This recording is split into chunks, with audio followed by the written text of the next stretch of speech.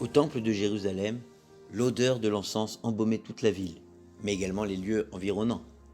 Cette odeur se mêlait à l'odeur des sacrifices et envoûtait tous les habitants. Pourquoi fallait-il agrémenter les sacrifices au temple avec de l'encens? De quelle plante végétale était composée la recette secrète de cet encens? Nous voici dans le désert de Judée, proche de Jéricho, Yéricho en hébreu, la ville de l'odeur. La Mishnah nous apprend que l'odeur de l'encens au temple se propageait depuis les hauteurs de Jérusalem et jusqu'au point le plus bas du monde, Jéricho, moins de 150 mètres en dessous du niveau de la mer. L'histoire du peuple juif sur sa terre débute à Jéricho, avec Josué lors de la conquête du pays. Sentir l'encens est un aboutissement. Le peuple est installé et connecté à Dieu. L'offrande composée de 11 plantes était consumée sur l'autel des parfums à l'intérieur du bâtiment du temple, 2 fois par jour, le matin et vers la fin de l'après-midi. Au sein du temple, l'autel en or était placé entre le chandelier et la table des pains, face à l'arche d'alliance, pour créer un carrefour entre le domaine de la spiritualité et de la matérialité. Le chemin de l'élévation était ainsi tracé.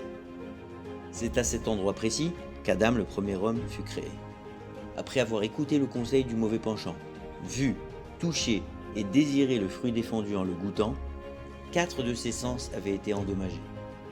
L'odorat, qui n'a pas participé à la faute, vient réparer ces 4 sens, à travers la diffusion du parfum agréé et son exaltation. Le Kohen, qui avait été tiré au sort pour réaliser l'offrande de l'encens, devait se munir de la poudre des 11 plantes et la déposer sur les braises incandescentes sur l'autel en or qu'on appelait aussi l'autel des parfums. Ce savoir-faire particulier avait pour but de réunir diverses plantes. Parmi elles, il y en avait même une qui dégageait une odeur repoussante. Il fallait les piler en une poudre uniforme de laquelle on ne pouvait plus discerner les différents végétaux. Le symbole appelait à l'union entre toutes les composantes du peuple juif dans le seul but de servir Dieu. Dans la Torah, c'est un convoi d'Ishmaélim à chameau qui transportait des encens et qui achetèrent le jeune Joseph vendu par ses frères. Ces convois chargés de parfums devaient traverser le long désert avec ses richesses aux 1000 saveurs. Voici les 11 plantes citées dans le Talmud. Traitées de Kéritout, elles ont toutes été identifiées. Depuis la destruction du temple, le savoir et les pratiques se sont effacés de notre mémoire visuelle. Mais depuis le retour sur notre terre, nous pouvons à nouveau cultiver ces plantes. Rentrons maintenant dans les champs d'une de ces saveurs retrouvées, le baume de Gilad. Aux abords de la mer Morte et de Jéricho, on peut admirer ces vergers qui ont été plantés. C'est la pharsémone. On distille le fruit de l'arbre et grâce à cette machine et à la chaleur de la vapeur, on le transforme en huile.